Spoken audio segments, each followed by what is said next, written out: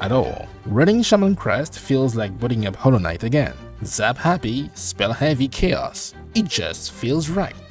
So what skills should you run? Crest Storm is mandatory, no questions asked. Pale Nails is fantastic for when you don't feel like chasing enemies around, and Cross Stitch is my personal go-to for safe damage while remaining safe. You know, because you can parry. Six Spear is nice too, but if you're already rocking Pale Nails, I feel like it's redundant. Whatever you pick, just make sure that your most used skill is slotted in the middle. It makes triggering it so much easier. And for the one yellow slot, I usually just slap on the Magnetite dice. Sometimes it prevents damage at the perfect moment, and that one lucky roll can be the difference between beating a boss or rage quitting.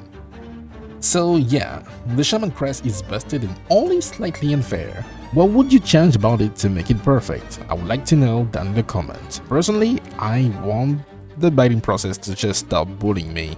Anyway, I'm Jisoo, and if you enjoyed this breakdown, drop a like and maybe even hype this video a bit so that other Silksong players can see it too, and subscribe for more. Next time I will explain why this fight is not even close. Have a good day, week, month or year, and I guess I'll see you soon. Peace.